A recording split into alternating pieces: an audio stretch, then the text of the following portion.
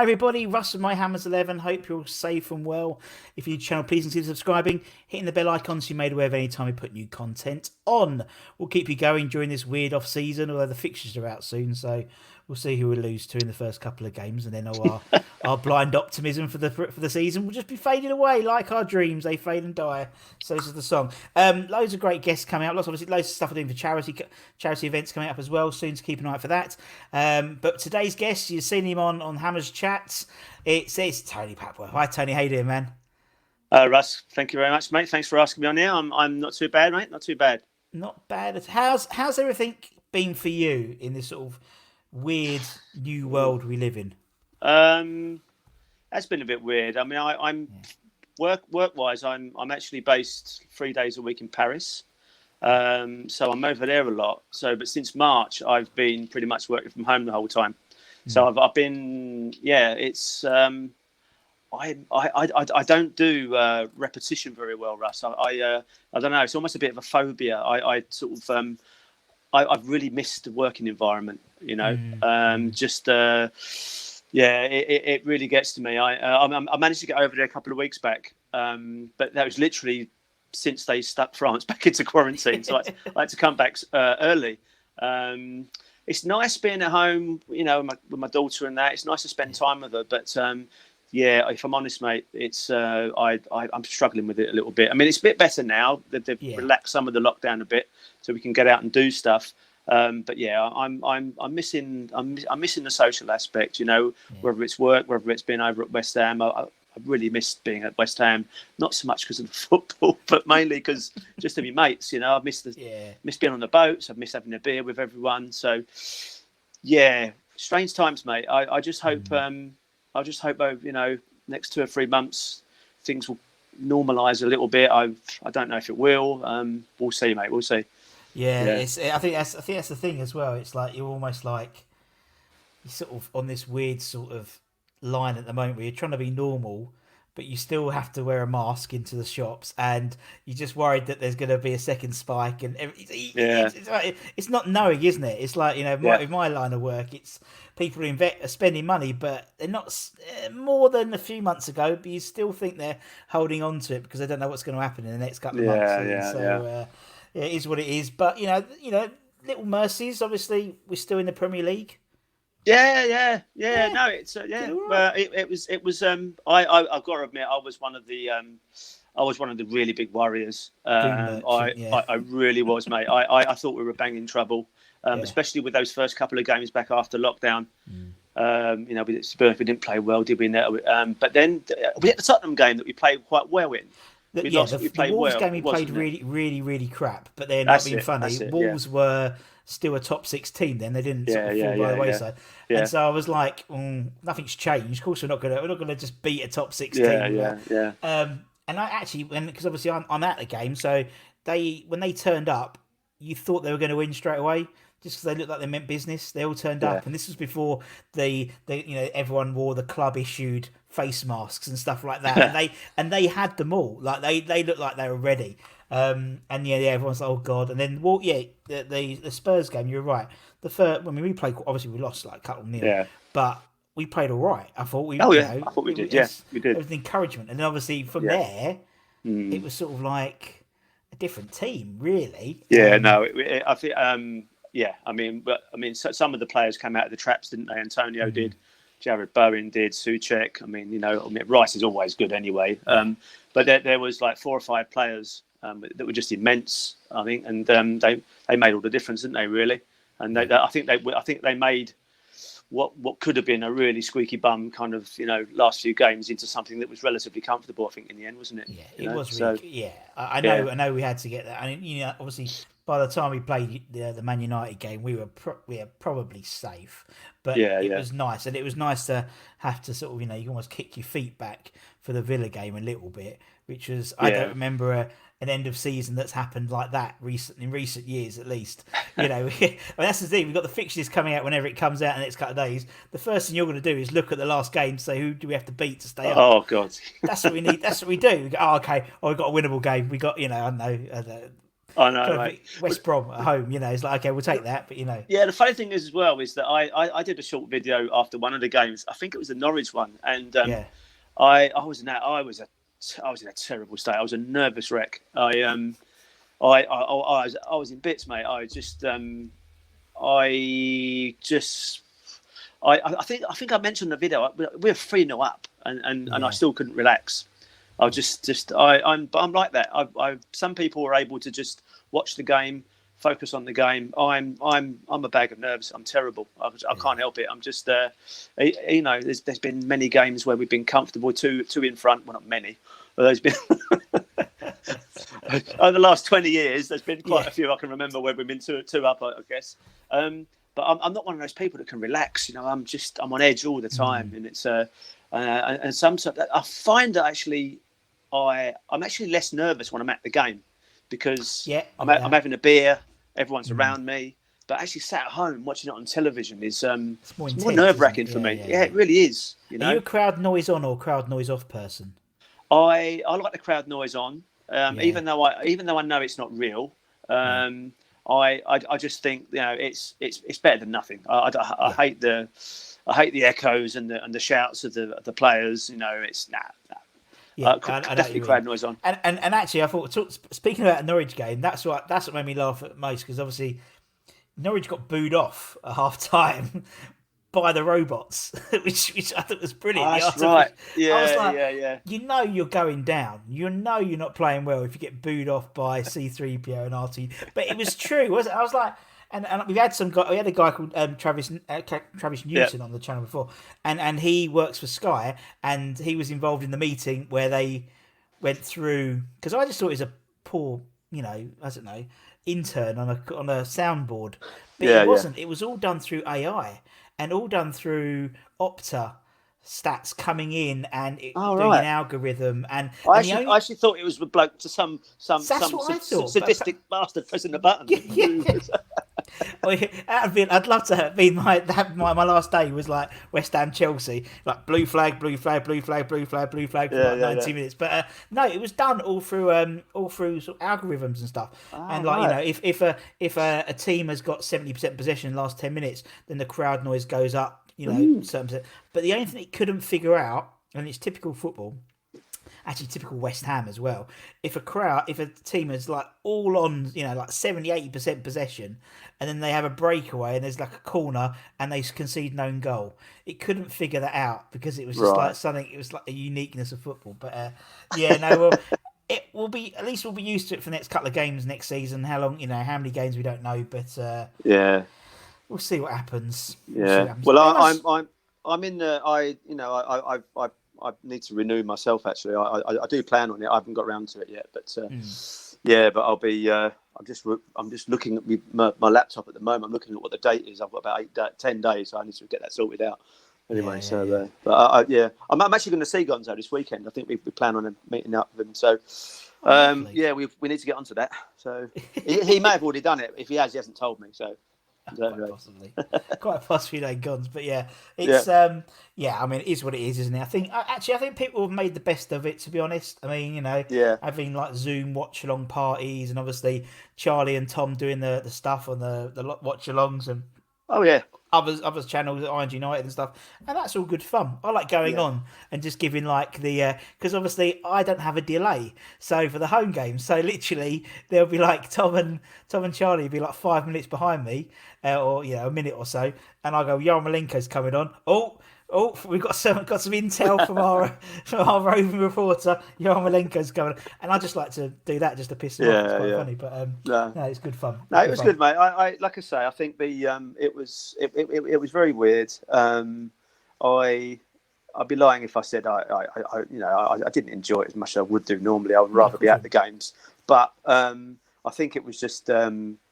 I was just relieved that we stayed up, and I was relieved in the manner that we stayed up. I think at the end of it, we did it. I thought we was going to go down to the last game, and I really feared the worst. But no, it worked out all right in the end. It worked out all right. And I was glad, because obviously I was doing the calculations on who's going down, and I'm glad we're not in this hodgepodge, because like they've scored, so okay, one more goal and Villa go down, and then what? And it was just like all these moving parts, and I was just quite glad we weren't involved in it, to be honest. No, it's just you're right. It was nice just to have the boys did the job, and you're right. Yeah. I mean, I would have hated to have been someone like Bournemouth, who went down without their fans in the stadium. It's like, the next time their fans go in the stadium, they'll be playing Championship football. Although they were sort of already pretty much nailed on to go down, but still, it's or Watford or someone like that. But we'll see. Yeah, it's pretty nasty. Pretty nasty. It is a nasty way, but it's how it can happen, isn't it? I mean, otherwise, God, it'd be Sheffield United, be Tevez Gate all over again, wouldn't it? With litigation under litigation, and it just keep going. Yeah, that was. That really was a potential minefield with some of the stuff that was being bandied around. If they would have stopped the season flat and then had it been on, what were some of the options they were talking about? It was average points or something like that. I don't remember what it was. Because we would have if it didn't happen, we'd have stayed up. If they did the same model that they'd done in Ligue 1 or something like that. Right, yeah. But if they went for the weighted points per system, we would have gone down. Or something like just a typical West Ham, thing. But it is what it is, and it all happened. And just give me 12th next year. 12 boring season. I'm happy for a boring season. I think a lot of West Ham fans, if you talk to them, I mean, we're not the most demanding of fans actually. I mean, like I say, comfortable, mid-table, not having to look over our shoulder for half a season, and a bit of a stab at one of the cups. I'll take a League Cup. The thing is about the League Cup is, because it gets started so early on in the season, no one takes it seriously. With the FA Cup, obviously, well, I don't know how it works next season, but it's January really. We go, all the Premier League teams. So by then, you sort of know what your season's going to look like, bar a complete disaster, really, isn't it? Yeah. You have a rough idea. So, obviously we haven't won the League Cup, so it'd be nice in 125th year. League Cup. We'll take it. Milk cup. Oh, just give me a cup. Rumbelows, whatever. Betway Cup, though, we always get to the final, and that's an accolade which we don't usually win it, but no one sort of picks up on that every year. In the final. Bit of silverware. Silverware. Yeah, I think we're playing a British team, I think, this year for the Betway Cup, apparently. Oh, right. So, okie dokie. Obviously. Because otherwise it wouldn't work really with everyone travelling everywhere, would it, to be honest? No. Fair play. Friendly. Tony, the first question I always ask everyone, he says, 12 minutes into the video, is why is West Ham your team? Why are you a West Ham fan? Right. Basically, I was born in up in the hospital. Very much born into it, sort of a family thing. My mum and dad. My dad was actually born in Bethnal Green, but so my granddad's a Gooner. But the family moved to Dagenham when my dad was about 4 years old. So everyone was West Ham on my mum's side, on my dad's side. So born into it really. It was all around me. However, I wasn't kind of the quintessential, addicted at the age of 3 or 4 years old. I was taken over there as a kid, back in the late 70s, and I have vivid memories of it. But I don't actually remember much liking it at the beginning. I remember it being a little bit intimidated by it. I remember a lot of noise, a lot of drunkenness, a lot of swearing, a lot of smoke. And that was just your dad? That was just my dad and my uncle. Yeah. But then I think when the table turned for me, what kind of really changed? Two things. I think the 1980 FA Cup final. Sure. I didn't go. We didn't have tickets, but I watched it at home with mum and dad. I just remember being really captivated by that. It was watching it from a safe distance. I think I probably watching it on television at that age, the age of 7, was probably better for me. And I think the second thing that really got me really heavily into it was when I started playing football myself. So I played as a goalkeeper actually for my school team and for the local club team.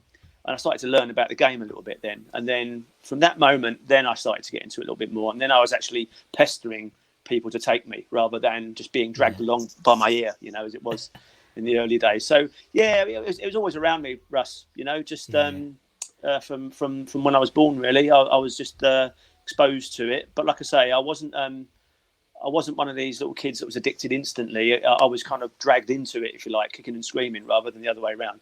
Yeah. So... You get that as well, though. I mean, you do, I mean, that's what I quite like asking that question, because you get lots of different stories and they come from different different sort of time frames as well. So for you, as you said, you were sort of born into it. Yeah, so as me, I was born into it, but I don't think I went to my first game until I was about 10, really.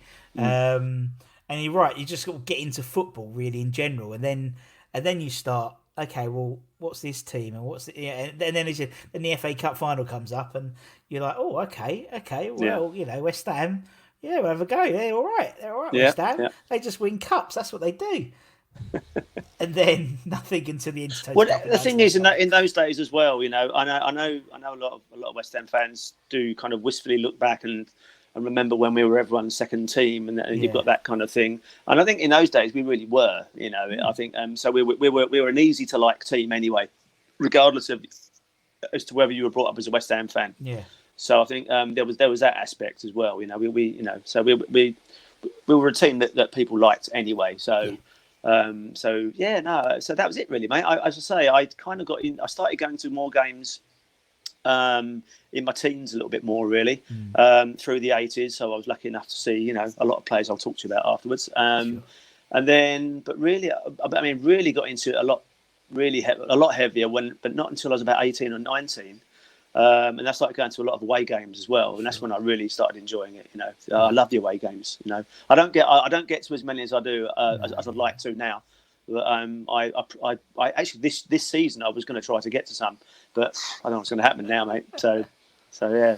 Yeah. Well, at least you haven't got to try and get the lottery that is Bournemouth. So yeah, that's right. Yeah. But yeah, I mean, although there's probably someone like, I don't know how many's Fulham got. Like, you always get a ticket at Fulham. You just go in the family friendly bit, don't you? I've managed to get to Crystal Palace a couple of times over the last 3 seasons. That's a good away day. We always go to Borough Market and have a few beers there. That's a good day. Yeah. Yeah. No, I know. And you're right. And it's not about the football. We've backed the wrong horse, if that's the case, Tony, with that. But it is about, as you said, meeting up you said going on the boats and doing all the stuff with the boys and just generally seeing everyone. I mean, that's the thing I think people have missed more than anything. And definitely. You see it on the Facebook groups and the Twitter and stuff. It's like that's what people seem to miss. And to be honest, as I said, I think people have replicated it really well as much as they can through sort of the Twitter banter and Facebook and stuff. But it's not the same, is it? It's not the same as going down the boats and hopefully next season, God forbid, if anything happens, whenever everything back to normal, I'm going to try and get myself down to the boats because I never get a chance to do it. Yeah, definitely, mate. Get down in the afternoon after the game. Can't do before the game because I'm there. I'm probably there before you lot have even got up from bed. So but in the evening, because I want to hear this. Everyone's telling me about Tony's music and the Spotify playlists and stuff. And the Spotify. I just want to listen to it. It generally comes on when we win, so it's not on that often. You know what I mean? It's got to dust down. It's like me when it's like when we win, like we win the game. It's like obviously we play bubbles and then twist and shout and stuff. And usually I forget. I'm like, what do we play now? Because we're not used to it. I'm used to just playing some generic rock as they go off the pitch. There's been a draw or we've lost. But it's like bubble. And then what's next? Twist and shout. Oh, God. It's like you completely forget. You have to get the right playlist and stuff. But, next year. Next year's our season, Tone. Well, mate, hopefully. We'll see what happens. I mean, I think as of today, we got Stuart Pearson, didn't we? Which is good. So brilliant. Very good. They're not going to take no shit. Him and Kevin Nolan in the same. That's exactly what I said. Yeah. There'll be no time for prima donnas and time wasters in the dressing room with those two. So and that's exactly why he's done it. It's so obvious, isn't it? It's to piss off the guys, the underperformers, and they want to leave, and then we can sell them and get more money in for the players they want to bring in. And if it means that I mean, you can see someone like Kevin's influence on, after I think Gon said it, one of his videos, since restart, we became sort of this land of the giants, and we were doing like really good corners and long throws and stuff like that, and it was you could see Kevin Nolan's influence with that. Well, funny enough, I think our form even before lockdowns seemed to kind of coincide with his arrival. I mean, whether that is coincidence, I don't know, but I like to think that it isn't. You know what I mean? No. But our form did seem to pick up even before lockdown when he arrived. So hopefully, definitely. And you can see it because we were being a lot more nastier, a lot more Nolan-esque in the corners, like jabbing the art. You could see there was a lot more gamesmanship. Yeah, exactly. Typical Nolan stuff that every team would hate unless he was playing for you. And you go, oh, he's our bastard, he's a bastard, he's our bastard. And I think with Piercy as well, hopefully we'll just get a bit more toughness in the defence, because I think sometimes we're a little bit soft in defence. And maybe he can play at left back in Aaron Cresswell's position. Well, who knows? He hammered the year last time he played for us. Yeah, mate. So anything's possible. Back, stick him left back when he was 37 at the time. So anything's possible nowadays. Let's get on to the 11. You mentioned some of the players. So obviously, the whole idea of the channel is we go through people, find out their journey about West Ham, and then they do their 11. So the idea is they pick players that they've been alive to see play. That's the only criteria, really.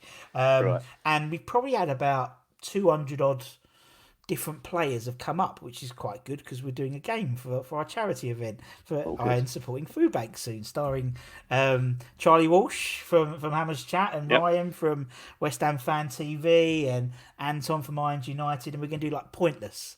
So like like a Pointless, you have to get the most obscure answer. That's what we're going to be doing. So it's quite good. Sounds good, mate. I came up with that myself. I was quite pleased. Very good. Very good. 3 o'clock in the morning. I always got my ideas 3 o'clock in the morning. It's going to we call it Hammerhead to Head to Head. Right. Trademark pending. Right. I should have done it. Should have trademarked this idea anyway, so no one nicked it. But don't matter. Not saying anything else for anyone else. Right. So let's go for this team, Tony. So we'll start off in goal for the Tony 11. You can do whatever you want in terms of players. It's your team. You can pick who you want in whatever position you want. Right, mate. Okay. Well, goalkeeper was easy for me. As I said to you, I played in goal. I started playing in goal about 1982, I think it was, for the school, and so Jay's Boys Club in Dagenham it was. And our club president was actually Frank Lampard Senior. Really? And we always got a West Ham player came to do the trophies every year. I got my Player of the Year presented to me by Paul Brush, of all people. I remember that. The channel. Good man. And Phil Parkes is an absolute must for me. 2070. Absolutely brilliant. I saw his Canning Town Lem portraits. They look really good as well. Really good. So that was lovely. Basically, as a goalkeeper, I played myself. And I remember he had this amazing bright green goalkeeper jersey with the old school West Ham logo on it. I can't remember, was it the Adidas one? It's like 82, 83. I can't remember what it was. It might have been. Yeah. But anyway, my mum and dad bought it for me as a birthday present, a replica for it, and I would not take it off. It became welded to me. I kept it for years after that. I think I had it until I was in my 20s. It was much too small for me, but I couldn't bear throwing it away. It was it stayed in my drawer until the badge was all fallen off, and it was But Phil Parkes. Again, he was in the FA Cup winning team, and it's a real caricature as well. With his big head of hair. We had a school geography teacher who looked just like him, called Mr. Mortimer, and his nickname was Parksy. That's what we used to call him at school. And he himself actually was a football referee. Funny. Phil Parkes for me, mate. Absolutely. Parkes, as you said. Yeah. And it was quite funny. We had Maria on the channel, and before, and she was mentioning it, and she was talking about his 70th, and he was like, and he took some cryptic pictures of his mullet because he'd grown it back for the big 70, and obviously that was one of the things they had. They had that green top on, didn't they? 70, which was brilliant, absolutely brilliant. They did a great job, bless them. She spent a lot of time on that. She was fretting, bless her. Right, we've got Parkes in goal. Tony, you go for the team as you've got it down, mate. You go for it. All right, mate. I've got it in front of me here, so there's no way I was going to remember it anyway. So, right then. So, basically, my fullbacks, I've got Julian Dix. So, again, just I loved him. An absolute monster of a player. Just epitomised what I loved as a fullback. And then just as a West Ham player, just again, he was one of those players. If you was playing against him, you'd hate him, But fortunately, he was on our side. So I just love Julian Dix. I just and probably my best memory I've got of him. I was at the game when I think we beat Man City 4-2, and he smashed in a sort of 25-yarder from, I think it's from the left wing. I've got, my memory isn't great for some of the games. I've been to so many, but I don't have a great memory. But I do remember that I was at the game with my dad and my sister's ex, who's actually from Salford in Manchester, and he's a Man City fan. And I remember when that goal went in, he just turned around and fucking hell, like, sort of. But I remember that goal. I remember it really clearly. I just remember him. It's one of those ones when you hit it, and as soon as it's left his boot, you almost celebrate. You can because I was at an angle. I was sort of like behind him, and you could see the ball just going like a thunderbolt, and I thought, the keeper ain't getting that. That was in the minute it left his boot. So, no, I love Julian Dix. I hope it was a bit of a shame actually that he didn't stick around for longer with when Slav was here. But they'll be back next season. Well, we'll see him next season. We'll see him next season, and Scotty. Obviously Julian's just got another little baby as well. Great.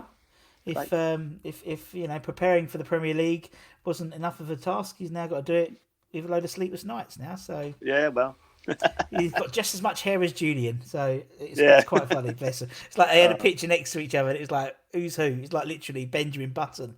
They look really fun because they had the same hairline as well. It's really funny. Right, okay, Julian's in. Who's the other fullback? The other fullback. Okay, right now.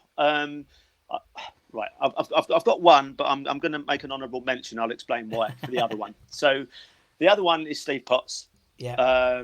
Basically, again, just an amazing servant. The amount of games he played for West Ham. But again, I'm biased. He's a local boy. He's from Dagenham. He went to my school, Maysbrook Comprehensive. Yeah. So he was a year above my sister. And he used to drink in the Roundhouse pub in Dagenham. So I used to see him all the time as a kid. He's a few years older than me, but all of his mates from school were sort of friends of my friends, if you know what I mean. He was always around. So there's kind of two reasons. One, I just thought he's a bloody good player, totally. An amazing servant. But as I say, for personal reasons, he was a local boy. Went to my school. So for that reason, really, and again, I've got to watch him lots and lots of times when I was over there in the 80s. So. Yeah, just I think he's still at the club now, isn't he? Is he still? He's under 23s coach. Yeah. Round Dagenham, did you see all that? What's the name? All that flooding around the Pipe Major. I didn't, mate. No. No. What was that? At the weekend, was it? Yeah, on the Sunday. Yeah, around the Pipe Major. Sorry, anyway, just for those who know Dagenham-ish, the Pipe Major around, I know Dagenham, but I didn't realise it got that badly flooded. All that bit got flooded. But yeah, anyway, you saw it was a typical like Dagenham bloke. He got it was like you panned with all these like water. I don't know how deep, and there's a guy there with a fishing rod. So funny. Maybe not. Anyway, sorry. Steve Potts, honourable mention, not in the team. So the other honourable mention is I sadly never got to see him play. I was too young, but I want to mention him because he's again, it's a very personal one. So it's John Charles. Yeah. West Ham's first ever black player. He's basically his widow Carol is my dad's cousin. And my dad is very close with Carol. I never got to meet John, sadly, myself, or if I did, I don't remember. But my dad knew him really well. He was at his funeral back in 2002. So it really is an honourable mention to him, really, because I say, unfortunately, it was before my time. But from what I've read about him and what I've spoken to people in the family, he was a damn fine player. Yes. His career was sadly cut short by injury, but yeah, I mean, he experienced a hell of a lot, and he played in that team right the way through. Some of the best years that the club's had. Yeah. So honourable mentions to John Charles. Yeah. Okay, very good. Right then. So all right, centre backs. Okay, right this one. Yeah. Right, I'm going for Ginge. Ginge. Absolutely. So again, he epitomises what West Ham's all about. I do like triers. I do like 100%ers, and I think over the years, I find it ironic that sometimes we've been kind of, sometimes some certain members of the media like to lay into us about the whole West Ham way thing. But I think some of those people don't really get it, how it how it used to be. But I think there is another West Ham way, and the other West Ham way is that I think we all love triers. There's been many a cult hero at West Ham that hasn't been the most skillful player, but he sweats claret and blue. He really plays for the shirt. And I think there's been a lot of players like that we've really taken to. You know, your Carlton Coles and people like that. You know, but I think Ginge, although I think it's doing him a disservice. I think he's a better player than that. But one hell of an amazing attitude. I remember the last few games he played before he left us last time around. When he came over and we did a standing ovation, he came over, gave his shirt to the kids and all that, and just a great player, great servant. 2 spells with us. Even right to the end, he was putting in good performances. James Collins for me. Great player. Yeah, I agree. I love players who give their shirts away, but meaningfully. Do you know what I mean? I hate people just like... Yeah, it wasn't a token gesture, was it? No. Yeah, it wasn't like he'd throw... He was like he'd pick a little kid, and then it became a trend, didn't it, for a while in the Premier League? Give me your shirt, like a picture. Hi, John, give me... No, you shouldn't just have a right sign that your dad's written so you can put it on eBay later. No, he just goes over and gives it to a person. And that's sort of a Chav Corner and Dr. Chav Corner. They love him, didn't it? And he goes to away games, and I love players who go to away games and stuff like that. Yeah. And he's just... No, absolutely, mate. No, so James Collins for me. Yeah. So the other one, centre back, it's got to be Rio Ferdinand. Kind of different end of the spectrum, I guess. I mean, obviously it was world class, wasn't he? Bloody hell, he really was. He was probably the nearest thing that West Ham will ever have to a Paolo Maldini, I suppose. A footballing defender. Loved bringing the ball out, loved picking a forward pass. Just a great defender. And it was nice though. I mean, he left us, but he left on good terms. It's been unfortunate that other players have left and the fans kind of don't get on so well with them. But with Rio, definitely, he's still very much adored by I say the large majority of the fan base, because he still says nice things about us when he's doing his punditry. So just a fantastic footballer, just a great ambassador for the club. Obviously he'll probably be more associated with Manchester United because he's won the Champions League with them and the league, but nonetheless, he's still a great sort of ambassador for our club, I think. Yeah, totally agree. And obviously, the sort of dynasty with Anton and stuff like that as well. And obviously Anton still has a huge affection for the club as well. So I know what you mean about Rio. He's class act, fantastic player. Yeah, he is. There's not many. You're right. There's not many players who in recent years who've left the club and people go, oh hi, they come back. Where Rio's one of those players who doesn't matter when he comes back, he'll get a clap and he'll get a... definitely, And you're right, it's the way you leave a club. It's not the fact you've left, because we know people have to leave, but it's the way you leave. No, I know very few West Ham fans that have anything bad to say about how he left or about him as a player or as a man, to be honest. So no, really good. Okay, Rio's right, in. So let's start on my midfield then. I've got left midfield. Well, of the same era, Joe Cole.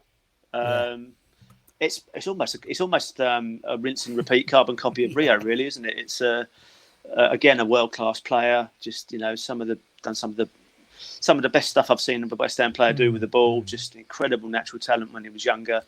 Luckily, although he went to Chelsea and obviously had a fine career there, but we got some good times out of Joe Cole before we left. It's not like he left when he was really young and we didn't get anything out of him. We had in the early sort of early noughties when he was playing. We got some good games out of Joe Cole. So obviously he came back towards the end of his career. And, it was nice that he came back and he kind of finished up. It was kind of a nice thing that he came back for a little while. It was almost like he bookended his career, wasn't he? Yeah, basically. So he wrote the first chapter, and then he came for the Butler did it at the end. It was. I know what you mean. I remember that amazing goal he scored in the World Cup, the half volley against Sweden. Yeah. In 2006 World Cup. I was actually living in Brazil. I was living in Rio at the time, and we were watching that game in an English pub in Rio. And I remember that I don't know. I was watching it with some Swedish mates that were living in Rio at the time, and when that went in, I was like, "Told you it was good, didn't I?" Yeah. See. Anyway, and I remember that. That was fantastic. But fantastic player. Again, he's another chap that left on very good terms, and I think the fans have still got a lot of warm feelings for Joe Cole as well. Definitely. Yeah. So. Okay, Joe's in. Right, Trevor Brooking, Sir Trev. Got to be Sir Trev. I must admit, didn't see as much of him as I did with the likes of Joe Cole and Rio Ferdinand. But I just what a man! I love him to bits. Just I was lucky enough to see him play probably 15, 20 times in the 80s, and I don't remember. Again, I was a bit young. I was probably 11, 12, between the age of about 11 to, I don't know, 11 to 13, 11 to 14. I can't remember exactly. But I just don't. I remember even then, watching him.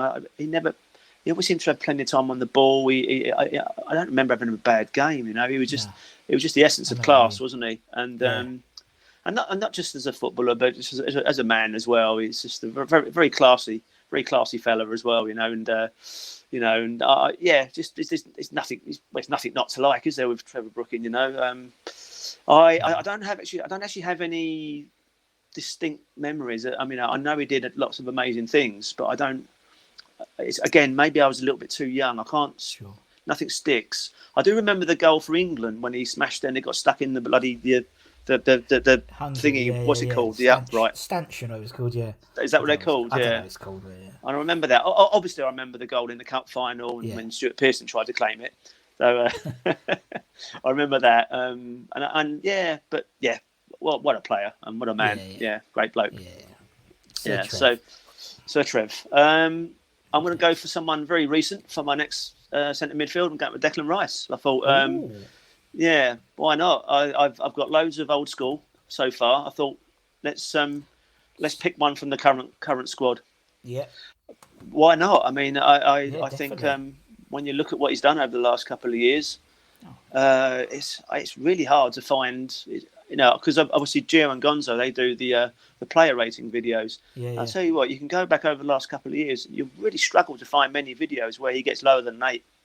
In every, and it's just sheer consistency. I just think he's a fantastic player.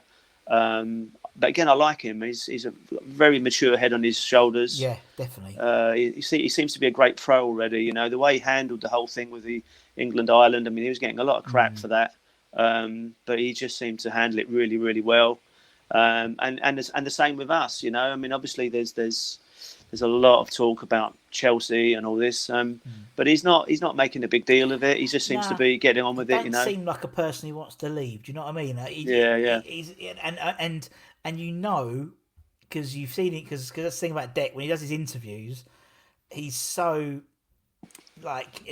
He isn't. I don't think he's done much media training. Let's just say that, because it's always like, oh my god, it's always just pure emotion.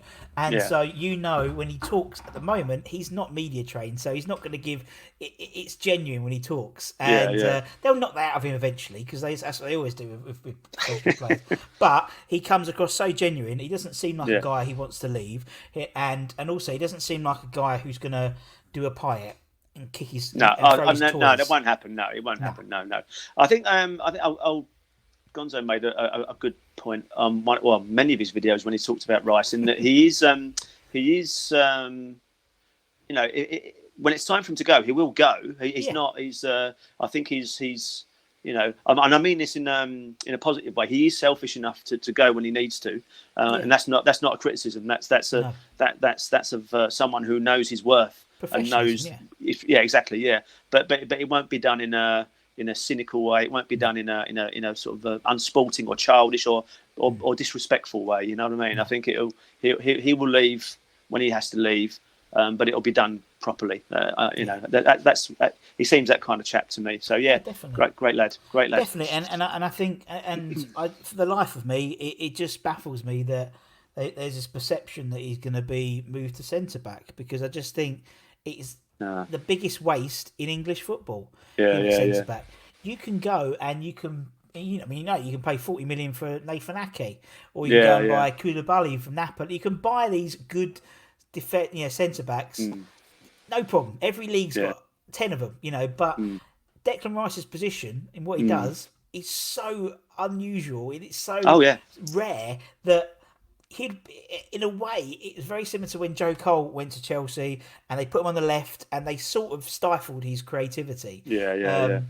You would really. I just think you would not get as much of Declan Rice that would. Well, maybe that's playing to our advantage. Maybe that's thinking, what I think. That's what I genuinely no hurry. think. I genuinely think that, and I think also this year, I think Chelsea. I can't see how they can spend any more money. Well, I just don't know how they can do it. Sell first, don't they? Basically, they have to sell. And who's going to buy their cast off? We're not going to take their cast offs for for a deal. We're not. I mean, it would be No, if I hear Batshuayi once more, I'm just on the screen. Honestly, just. I think he will as well. How many more times does the man have to turn us down before he knows he don't want to join us? We know that. Batshuayi. Don't worry. Right. So anyway, so my next one. Yep. Alan Devonshire. Oh, Dev. So basically, him and Phil Parkes were the two players where I said to you earlier when I was kind of being dragged to the game by my ear. Yeah. And then when it turned for me, when I had started to pester my dad and my uncle to take me. Phil Parkes and Alan Devonshire were the two people that really lit that spark, if you know what I mean. I just remember watching Devonshire, in some of the earlier games I went to, and it was just one of those players. You watched him, and I just remember watching him off the ball as well. Because one of the things actually, and I still do that to this day. When I'm at games, when I'm at live games, I tend to do that. I tend to watch players off the ball a lot. I don't always follow the ball. That's why when me and Gonzo do our post-match reaction videos, he'll ask me a question. I don't know if I can see it because I was watching him. or something, And I remember doing that with Devonshire. And I used to love watching him off the ball. He sort of ghost around, but he was just a really exciting player, wasn't he? He was just I loved him. And then when it kind of got into the mid-80s, and it was also I remember that famous photograph. It's my all-time favourite West Ham shirt, which is the Adidas one with I think it's 83 or 84. I can't remember what year it is, with the 3 stripes and the Adidas badge here, when he had the mullet and the old porn star moustache and all that. Just brilliant, absolutely fantastic. And loved him as a player. Really exciting. I just remember him and Phil Parkes. Maybe it's something. Is it something about a mullet and a moustache? I'm just saying. I've seen that picture of Gonzo as Tiger King. I'm getting a bit worried for him now, Tony. To be honest, now. Do you know what I mean? But No. In a strictly sporting sense. In a strictly sporting sense, it must streamline them. Yeah. I know what you mean. But and you're right about Dev. And he sort of what makes me laugh is. Obviously, I've interviewed lots of ex-players on this, and you know how like some players, so if you saw Phil Parkes, it still would look. And Dev's like, don't look anything like he did because he hasn't got the mullet, he hasn't got the porn stuff, and it's just so funny when you look at like people like Maka and TC who look just like an older version of the day. And I love football players who look completely different, like Berkovic. I remember Berkovic came and did a half time, and he just didn't look like this could be anyone. It's like those Berkovic. And Dev's one of those, but he's a lovely guy. I saw. I think it was. Was it Canning Town Len did an interview with him a little while back? We've had him on the channel as well, and he's he seems a really top bloke. Seems a top bloke, Top. So just an amazing player. I just remember, just watching him play as a kid, and really exciting player. So we're down to the two attackers now. Yeah, the goal getters. Ooh. This is a bloody tough one. I've got 4 in 2 places. So we got Ilian, Guillermo Franco. David Di Michele and Midu. Named them. David Kelly. David Kelly. No, okay. This is tough. I'll tell you. Right. Okay. I'll tell you what. I can't not mention all 4 of them. I'm going to say Tony Cottee. Yeah. Carlos Tevez. Right. Yeah. So Tevez, just for the impact of the one season, it was just mind blowing. It was. I remember when he came in, and yeah, I know it's a bit crazy. People might think, you know what, I can't really say. How can you say Carlos Tevez? Of course, you know, I mean, again, Tony Cottee, in terms of West Ham legend, of course he's above Carlos Tevez. I mean, the goals he scored, you know, and he was part of that third place team. But again, I was a little bit young. I can remember it. And that's the thing. This is all generational. Yeah. So you know, there'll be people who are like hardened fans in those 80s. So where TC would be in there. But for some people, I mean, he's not mine because I never really saw. I was on the second spell for a bit. So for me, you know, if you kind of put me up against the wall and question me as to, you know, West Ham legend. Yes. Then no question, it'll be Tony Cottee.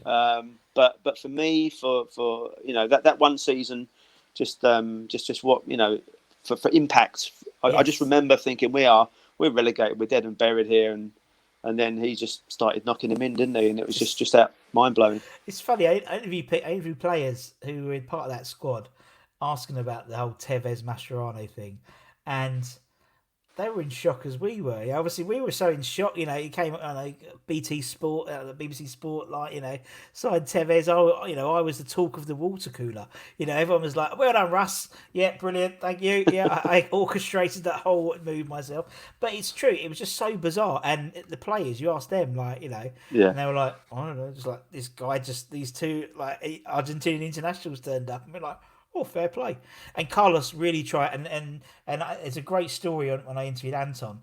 We spoke about the whole Tevez thing, and he loved Carlos Tevez. He loved him because he really tried to get into the West Ham spirit and the team camaraderie, despite the fact he didn't speak any English. This wasn't a Javier Margas situation. You know, this was someone trying to get in, and so much so that they went out on a night out. Like they did, you know, that like all them lot in London, a nightclub, and Carlos turned up with his interpreter, and so he's on the dance floor, like sweating buckets, dancing with his interpreter, talking, you know, as the middleman, and I could just imagine it, you know, just so funny. But fair play, no, great man. No, but like you say though, it's like stuff, gestures like that, you know, just tell you everything about the mindset of a player, isn't it? So, yeah. You know, and he was very much a kind of wear his heart on his sleeve type player, wasn't he? You know, and you got nothing less than 100% from him every time he was there. And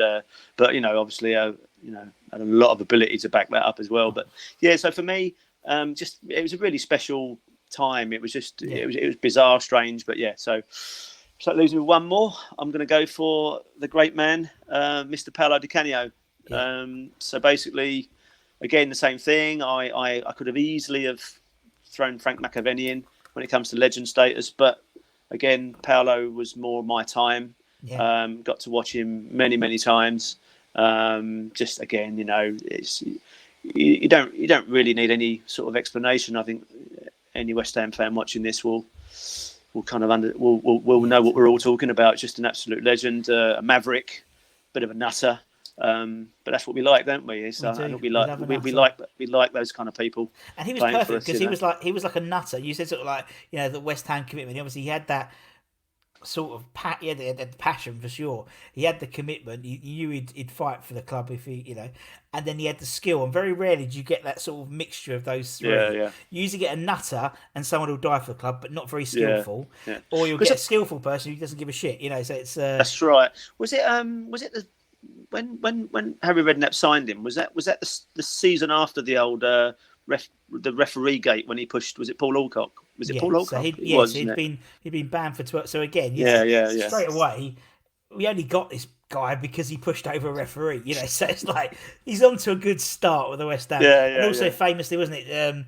Razor and Wrighty did the whole Alcock celebration, didn't they? During that. That's right. That's brilliant. You know, but amazing player. I mean, I guess probably my best personal memory of him was I was at the I was at Old Trafford when we beat them in the FA Cup, the famous taxi for Bartes incident. We were right behind the goal. That was just spine tingling stuff. It was absolutely brilliant. Yeah. So, and then I remember going up there 2 seasons later. I think it was under Glenn Roeder, hoping for a repeat. We got stuffed 6-0. So. So yeah, the West Ham way. It's the West Ham way. I know, mate. I know. And it's funny. Obviously, everyone has their own personal stories of Paolo. So we sort of, we're collating quite a few of them, and they're hilarious. Some of them are brilliant. We've had. It was like Nicky Hawkins does a great one about Paolo turning up at one of these player meet and greet evenings, and he was like Paolo was just dressed in Gucci.